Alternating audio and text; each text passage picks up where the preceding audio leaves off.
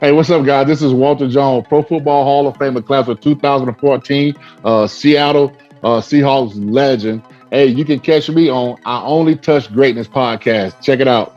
Looking for the most beers on tap? Great steaks, great staff?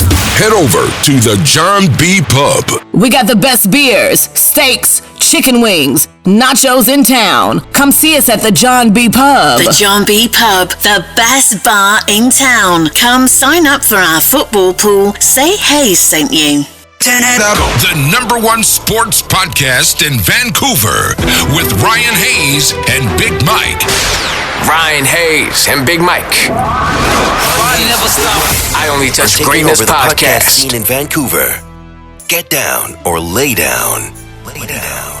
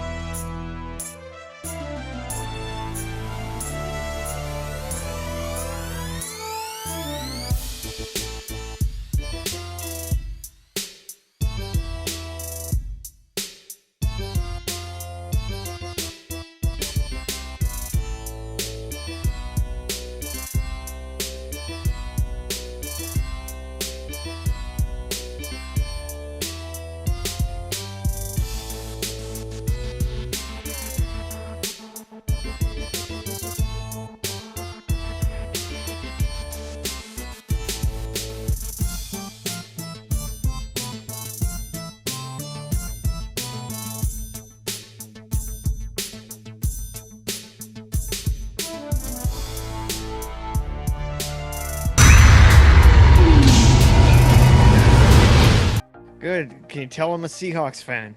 Oh, definitely. I see it. I saw your post on Instagram, so I saw you were getting ready for it. So that's pretty cool. Of course. And look who I got on the wall. I see, man. Good job. Autograph do I get too? That's awesome. Get started. I'm Ryan, by the way. I'm up here in How you doing, Vancouver. Ryan? I'm up here in Hey. Vancouver, Canada. Have you ever been to Vancouver, Canada? I mean, we're I've been a long time ago I think when I first moved to Seattle, when I came out here, I went out there for a couple of days, but I haven't been back though. It's a beautiful city, but I just haven't been back. Okay, yeah, because we're only like 2 hours north, right? Exactly. Yes. Yes. I took a drive up there one time with my kids and stuff when they were younger. So, but I haven't been back since though. Okay.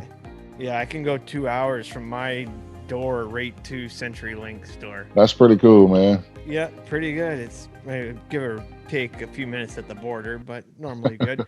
Born in Yeah. Alabama, what was childhood like for you growing up? It was great, man. You know what I'm saying? I tell people all the time, I said, when you don't know nothing, you don't want nothing. So for me, growing up in a family of what, 8 of us with single mom. So she definitely tried to make sure we had everything. So for me personally, I wasn't, it was fun. You knew everybody.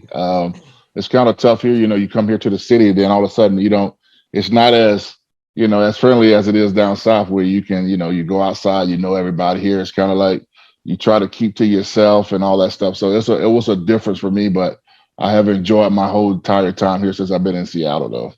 Okay. And did you play any other sports growing up, or was it always I football? played basketball. I enjoyed basketball. I was a big basketball fan. I used to have season tickets to the Sonics, but when I realized that I was not as tall as I thought I was when I was playing basketball, I made my decision to follow football, and I think that was the best decision for me. And what age did you realize that you wanted to make it a career? I would say probably my sophomore year of high school football. My coach took me to a college football game, and I was like, okay, this is what I want to do. Didn't have much, and my coach said that I could, play it at a very high level. So I realized then that this was going to be my way out, to get a chance to change my life and get a chance to change my family life. So I put everything I had into it. So because I knew that there was going to be my way out, something that I enjoy doing, and I knew that I could play it at a very high level. Okay, well, on that note, what if you can remember back? What was the first thing you bought with your first big paycheck? Something for mom? The first Something thing I for bought, mom? no, I got my first car. I didn't have a car going through high school or college. So when you get an agent, your agent give you a little bonus, and so I was able to get me a car. So at that time, I think when it came out, they came out with the Ford Expedition. So that was my first car, Expedition, and then I bought my mom a car, and then once I got my money in hand, then I bought my mom a house and put her in a house and stuff. So kind of, I think you do the things you do. The people that are there for you, that support you throughout it all. So you take care of them. So I've took care of my mom. My mom haven't worked since I've been in the league. So I take care of my mom completely. Okay. And my one of my good friends, he's been a season ticket holder since 2008. Mhm. So he's been there for a while. I introduced him to my other friend, and now I'm like the third man in on these season tickets. It's Okay. one guy's got the money, one guy's got the ticket. I just had to middleman it, and Yeah, yeah, and so we're always down there in the Delta Club. that's Really, awesome. really nice section there. Oh, that's a great section. Oh yeah, it is. What made you choose Florida State? You know what I tell people all the time. A lot of people ask me that coming from Alabama. I tell them that the check was bigger. Yeah. But no, you know what? I thought Florida State was the best opportunity for me. I went there on a summer camp deal, and I went there and I said, "This is where I want to play ball at." So I thought it was the best opportunity for me. My high school coach told me I need to go somewhere where I can learn how to pass, protect, and run block. So, and Florida State was back then was running a run and shoot where you could learn how to pass, protect, and run block. So, and then it's Florida State. At that time, Florida State was probably like was dominant, just like the teams are now, like Alabama and stuff. So Yeah. you wanted to go and play with the best. So I figure if I can go there and play, I have a better chance of getting to the next level. So that's why I choose Florida State. And Florida State, they wanted me too. I think everything you do, you want somebody to want you and want you to come there and play for them. So it was a great opportunity for me to get there and play some football, and that kind of jump started my career. Okay.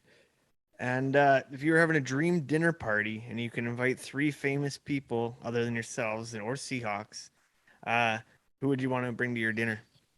I don't know. I never thought about that. For I instance, don't I know. go with Tupac. Seth Rogen would be my comedian. Nice guy from the Pacific Northwest. Maybe Ryan Reynolds.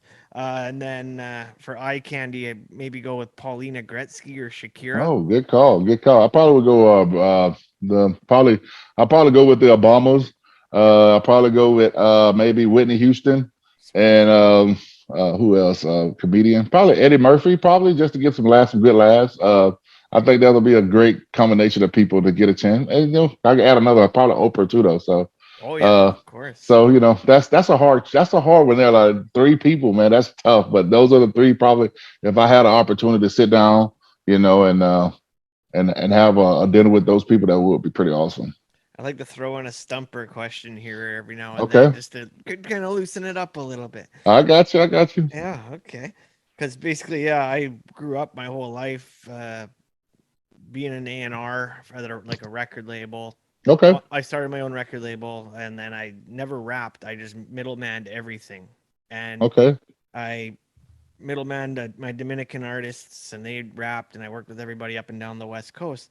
And when I retired from music in 2015, uh, I retired and a couple years ago started the podcast. So I had awesome. to That's pretty put my cool, man. Everybody's doing it, man. I think it's pretty cool outlet to get a chance to meet people and stuff. So it's pretty cool. My that's son is just doing it now, so it's pretty cool. I think just kind of get a chance for you to put your opinions out there, your fillers out there and stuff. So I think it's pretty cool. and it's just like back in the day though, where everybody's got a podcast. Everybody thought they could Yep. rap when they shouldn't, Yep.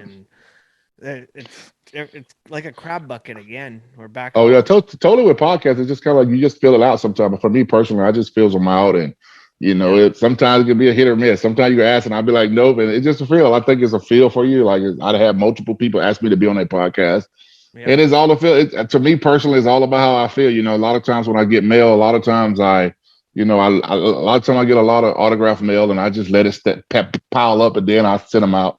Then some people are grateful for, appreciative of that. But then I had one time I found an autograph.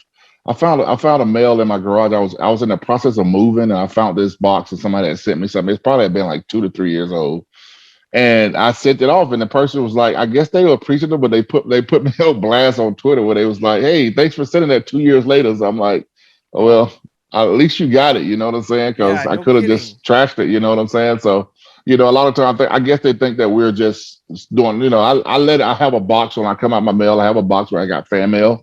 And so when I get to a point where I feel like it's time for me to sit down and sign, I don't sign every one I get every day.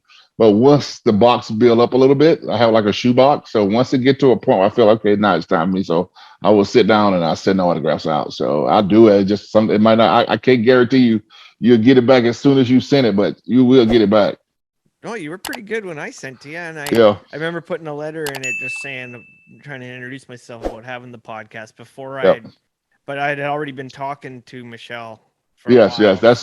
That's if you want to get in contact with me, that's who you need to talk to because she knows me and she understands where I'm coming from. So a lot of times I don't read. Like a lot of times I tell people all the time, I say you don't have to write a letter. Most 9 times out of 10, I might read the letter or I might not. So sometimes people will put questions in there. Honestly, I'm just going through it, doing my job, and trying to get them back out in the mail.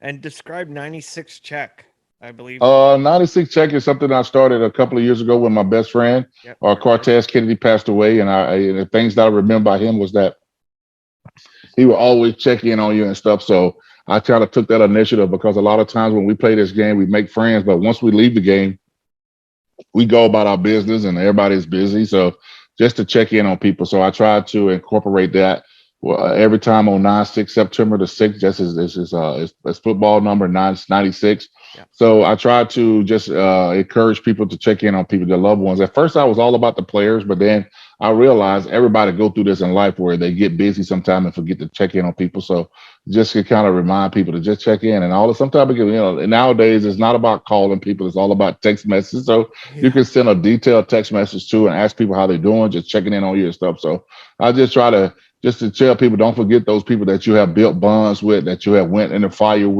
with. So just always remember that. Don't forget about that because we do all of us will get busy in our own careers and stuff. So And sometimes we forget about those people that was in there fighting for you or was there with you through all the hard times too.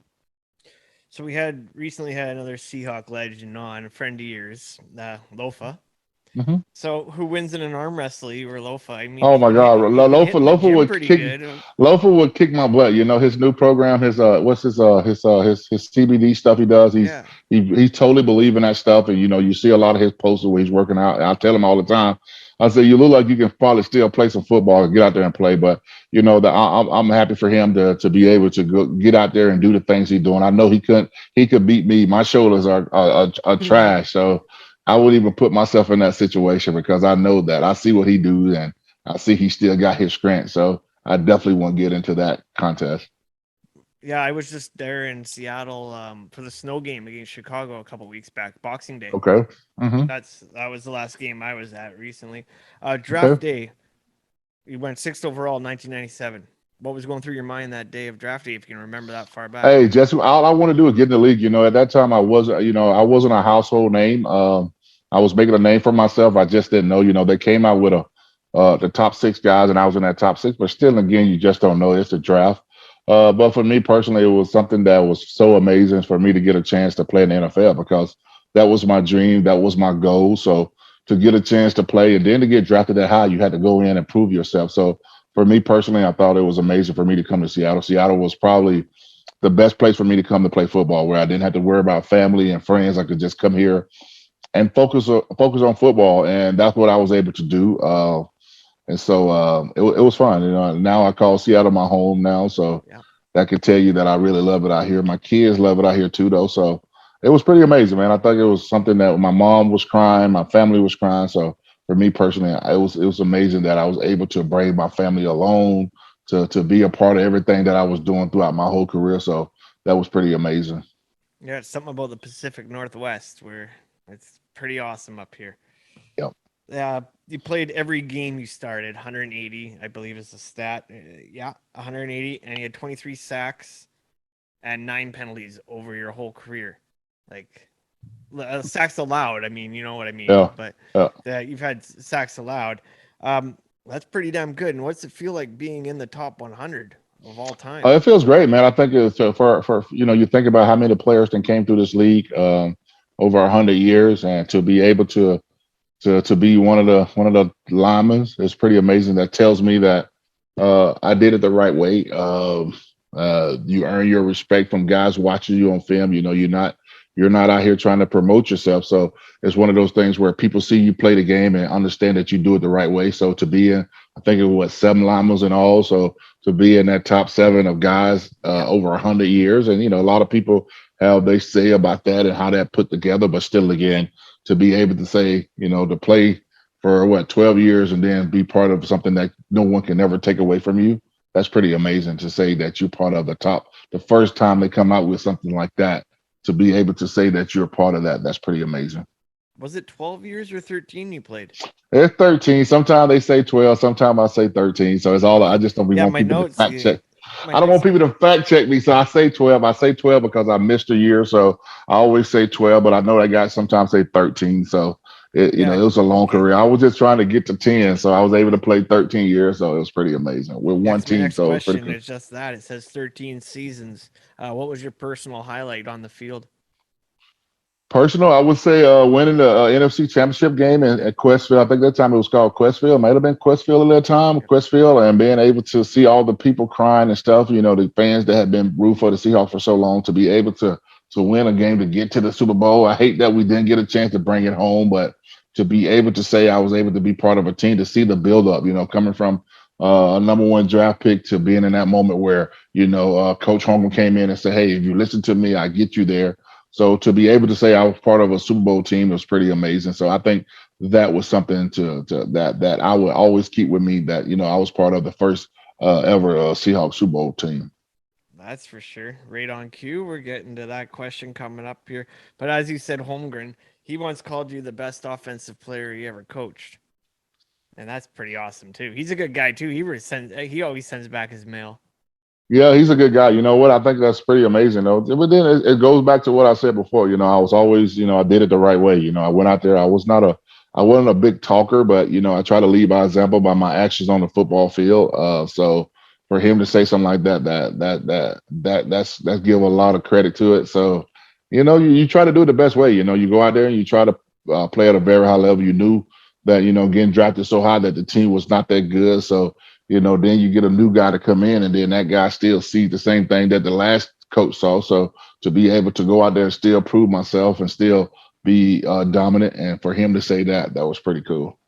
Did you choose your number 71, or did you just kind of get given to you back then and you ran? Honestly, it just got coming to my head. 71. When I was in JUCO, I had 71, and I wanted that number. But when I came here after I got drafted, and we came here for the media tour. When they did their first photo shoot, that's what they gave me. So they were like, "Walt, this is the number you want." I was like, "Yes," because for some reason, 71 just feel like a great 71 feel like a great left tackle number. So I just stuck with it. So I enjoyed that number, and it kind of fit. The whole. I was. When I played game, it was all about even and odd. So if you played on the left side, you had to have an odd number. You played on the right side, you had an even number. So when I got 71, I was okay with 71. So there you go. Describe the feeling that went through your mind when you got selected for the Hall of Fame.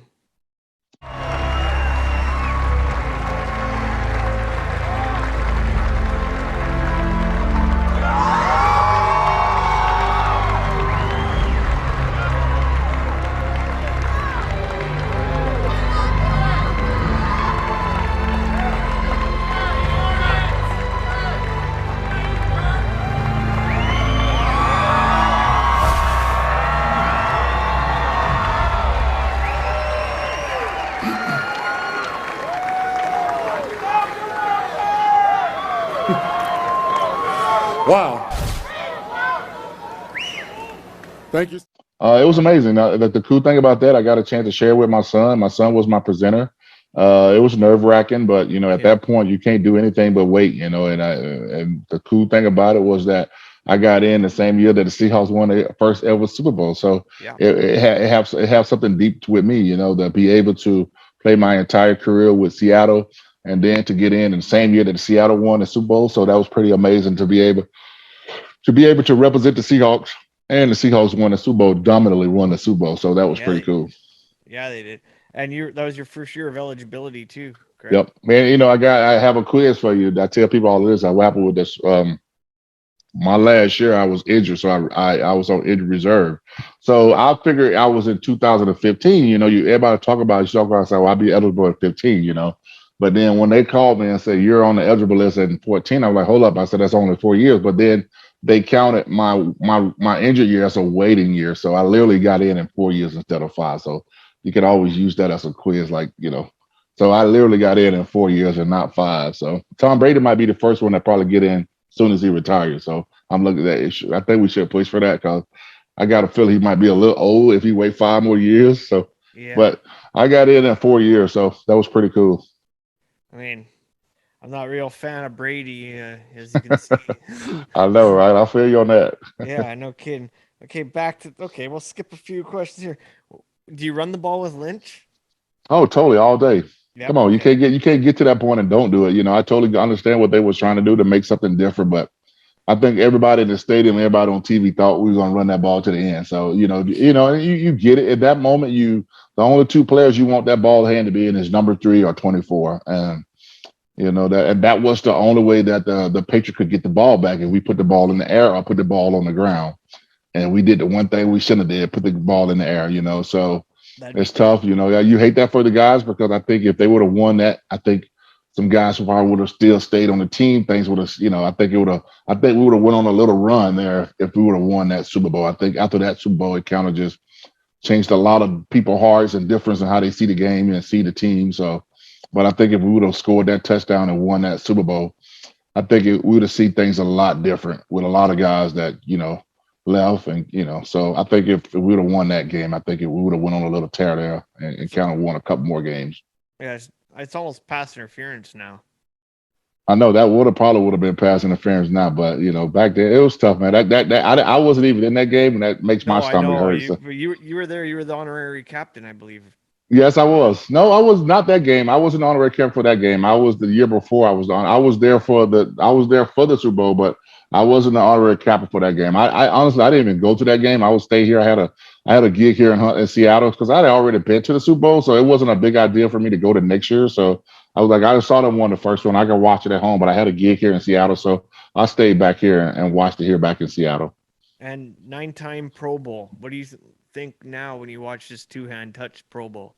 It's tough, man. I tell people all the time. I say it's hard to fake football, and those guys are multi-millionaires, and you can't take a chance. Teams don't care about if you get hurt, you hurt. So those guys have to be smart. I don't know what they can do to change that up because it's just tough. Those guys are not gonna, even though the money might be good for some guy, but some guys are spending that in a day. So it's just hard for for those guys to get up for something like that where it doesn't really mean anything. So.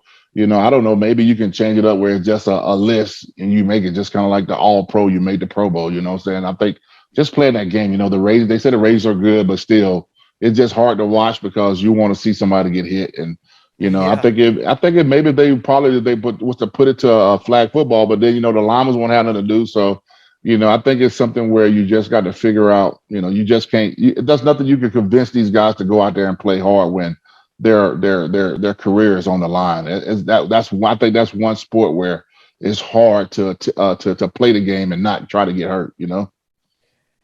Yeah, that's for sure. I seen a meme today where they were saying they should just make this bye week. It should be the two teams that finished last in the league that play for the first pick. Something. It's just hard. I can't.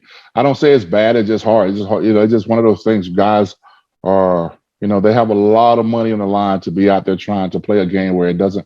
If you go out there and hurt yourself, what the team's going to do. So it's tough, man. So, I don't know what they can do to change that. There's nothing really they can do. They can incentivize it, but still, again, it's not what they make during the season. So you want to take that chance to get hurt. So it's just hard for those guys. And I totally am behind those guys and protecting themselves because the number one job is to stay healthy and be ready for the next season. That's for sure, especially in a meaningless game. Yes. With it being Super Bowl a couple days away, describe Super Bowl weekend. Who are you picking? Super Bowl week was crazy for me because, you have tickets, you have to deal with tickets, being the first time, I think for the guys that are new, the Rams been through it, so they know how to handle this time more better than they did the first time.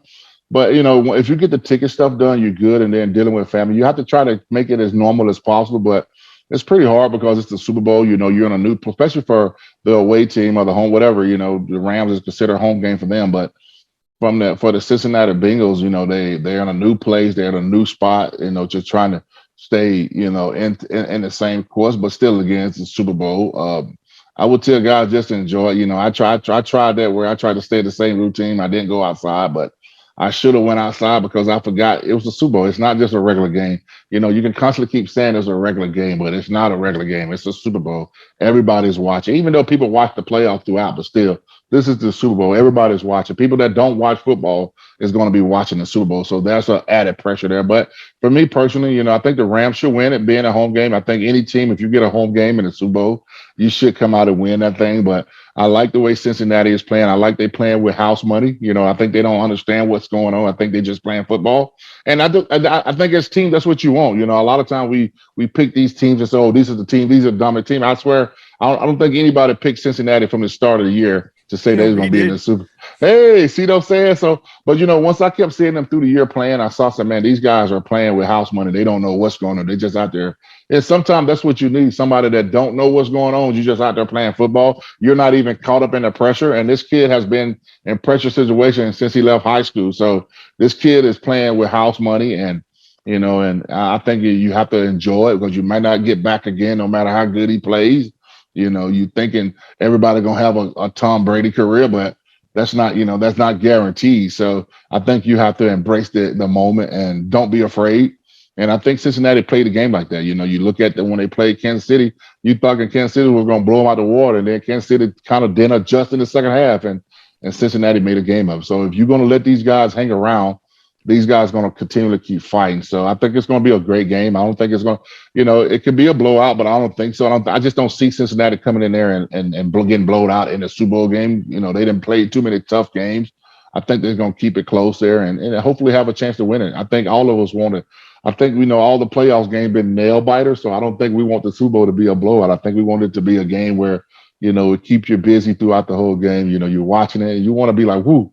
That's a good game, you know. So, but I got Cincinnati pulling it out. You know, I think it's going to be great for the city. It's going to be great for the NFL. So I'm looking forward to seeing it, and hopefully it'll be a great game. My co-host has been a Bengals fan for 35 years, and Oh wow. so he's so pumped for this weekend. So I've secretly been a Bengals fan a little bit. I kind of have to. It's being forced down my throat. But I know, right? I was pushing for them. I'm not pushing for the Rams. You know what I'm saying? no, I I don't want like. the I don't want a division. I know, you know, it's good for the division, but then I look at it and say, man, this could be the Seahawks. You know, you look at you know, it's so hard because you know these guys are good, but you're thinking like, man, we thought we was gonna be the team that everybody got to run through. You know what I'm saying? We thought that we're gonna be there all the time, but then you look at, and I thought the 49ers was good too. I thought they was just right there on the cusp of being good. You know, they made it to the championship game, so you know, and we played the Rams tough there in the end too, though. So it's just like, wow, we're right there. We had them some bad breaks this season and things happen. So I'm hopefully, you know, things come back. We be right there in the hunt. You know, this division is going to be tough to, you know, it's going to be tough to come out of this division, but we almost have all four teams. You know, you think about how bad we played and we still had an opportunity we still was there in the hunt there those last couple of games if things would have went our way. You know what I'm saying? So that just shows you know, all you got to do is win a couple of games here and there and you're still in the hunt. And we almost had all four teams in the playoffs. So that's kind of crazy. We had three, so that's crazy. So that tells you the Seahawks definitely got to make some changes and be ready to fight because it's not going to be easy next year either. Though, so Yeah, I mean, as a fan, I don't want to see Wilson go anywhere, and I don't want to see Pete go anywhere. I'm blaming this year on his hand and give him at least one more shot. I think so. I don't think he's going anywhere either. I think Good. you know I think he loves it here. You never know. You can never know what's going to happen in Yeah, this game. But you know, you be careful what you ask for. You never know how it's going to be at the next place. So, you know, you got a home here, you got fans here. So, you know, we'll see what happens, man. I think it's going to be great. I think the off season is fun. You got to want to see what's going on. I think it's all good for, you know, talking on podcasts anyway. So it's pretty cool. We'll see what happens. is April 30th still Walter Jones Day? It's still, you know, I don't do a lot of promote, but I guarantee you, people let me know on the 30th when it is. So it's pretty cool. I tell people all the time, I don't have a key to the city. It's not a get out of jail free card or nothing like that. But you know, I have fans and stuff that always let me know that it's Walter Jones Day. So it's pretty cool to have that and for the city to do that too. So it's pretty cool. Like I say, I call Seattle home, so it's pretty cool that they still honor that day and my fans honor it too. And you got a clothing line as well, I believe. Yes, sir. It's called the Best Ever Do It. It's a clothing line I've been working on for the last couple of years. And basically, I just took the little antonyms of Best Ever Do It from John Madden. You know, John Madden said one time I was the best ever do it. So I took those letters, the best B2 EDI, and called the Best Ever Do It. And what I do, I try to tell people to encourage themselves to be the best version of themselves when they go out. You know, a lot of time we walk out here, we don't be trying to be the best. So that's what I fuel on, and I try to live by that every time I step outside, or even when I'm in the house. I try to be the best dad. I try to be the best friend. So, you know, for me personally, I try to instill that in everything I do. You also have another charity. I don't know if it's charity, but the offensive lineman of the week, where you pick. Oh yeah, I've been doing that for the last 2 years, man. I back home, my hometown. I always try to give back. So what I do every year, I recognize linemen because a lot of times linemen need that extra ump. So I started last year. It's called the Walter Jones Best Ever Do a Lineman of the Week Award. So basically, I pick out linemen in the community back home, and I pick those guys out, and those guys are recognized. I give those guys clothes. And it's basically just trying to help out. You know, I had one kid. I think I got two kids this year got scholarships. I had a kid last year he was the last two kid. He was part of a team that had two kids, but they didn't have a one scholarship left, and they gave it to my guy because he had the honor of being the best to ever do an offensive lineman of the week award. So that's what I'm doing now. Now I'm starting another nonprofit. It's called the Huddle for Help.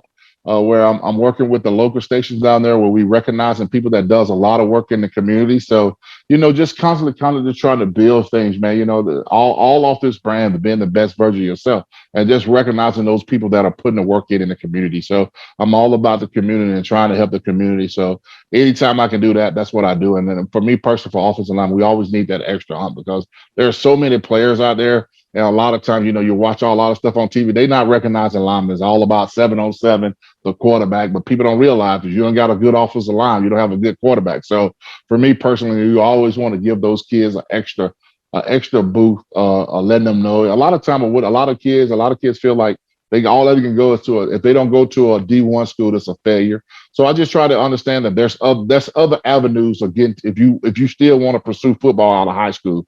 So I just let, a lot of time they be shocked when they find out I went to JUCO and stuff like that. But still, and again, I let them know that helped me out a lot, because I started playing football at very late in my career. So for me, going JUCO was very good for me, because it gave me an opportunity to play more football. So I call it seasoning, to get to understand football even more. So for me, so I tell all these young kids that, don't always have your eye on the D1 schools. There are so many other divisions where you can still pursue football. And if you're good, they will find you. In the NFL, if you're good, they will find you, no matter where you play. That if you can play the game, they know it, and they will find you.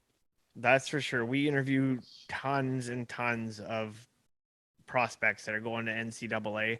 They're just on the way. They're just committed all this week, and tons of them. And we always ask that one question, like, why do you choose this school? Because it's the one chance in your life that you get to choose where you're going. So make sure you pick the right one.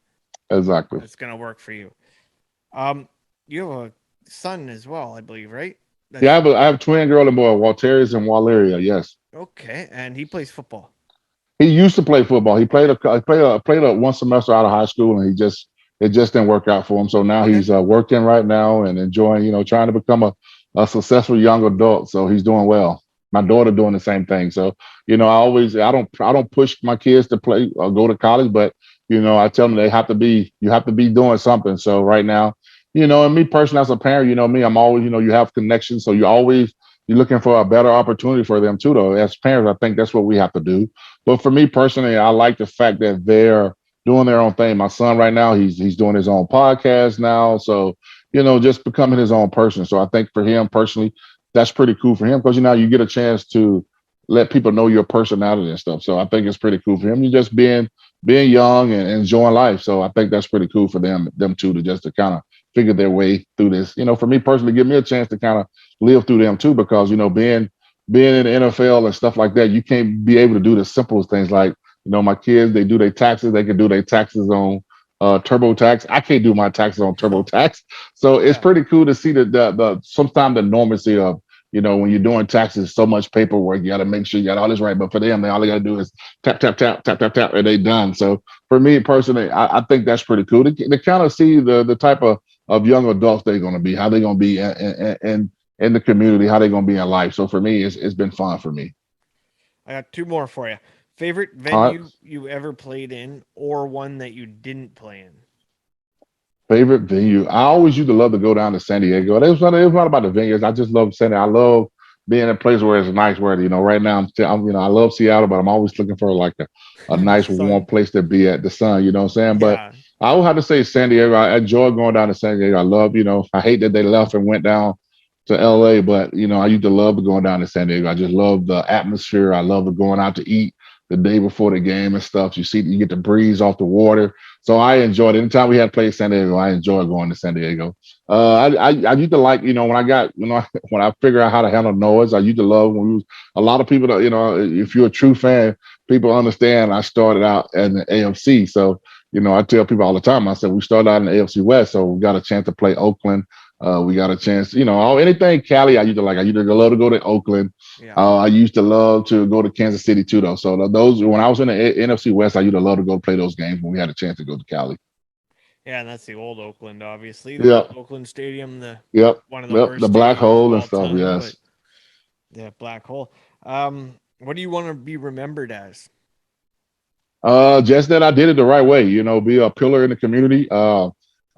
Treated people the way I wanted to be treated, and I try to live that every day. And you did it the right way. Whenever you talk about Walter, you want to say, man, he did it the right way. If you want to watch anybody, you do it the way Walt do it. So I try to live by that, because that's the way I learn about watching people, by visual. It's not about a lot of talking. It's about just you doing your job. And a lot of people learn different. So for me personally, I always wanted to do it the right way, because you never know who's watching you.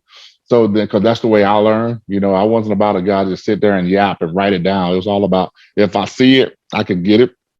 So that's what I always want to say, that Walt did it the right way. And if anybody say I want to watch, if a young kid want to watch anybody, watch Walt, because Walt did it the right way. So that's the way that I want to be remembered, and hopefully that I can inspire some young kids to continue to keep chasing their dreams. Is there anything you want to plug before we call it off air? No, not really, man. I'd say go check out my son's podcast. My son, a lot of times we don't do that enough. So I want to tell people to check out my son's podcast. It's called Young Minded Souls. I think it's young. I hope I'm saying it right. He's gonna get mad at me if I don't say it right, but I think that's the name of it. But it's my podcast. Go check it out. You'll see it stuff posted on my stuff. So go check it out, and then go check out my website, The Best to Ever Do It. I got hoodies, I got t-shirts, I got hats. So go check it out. B2edi.com. Go check that out. So that's my plug right now.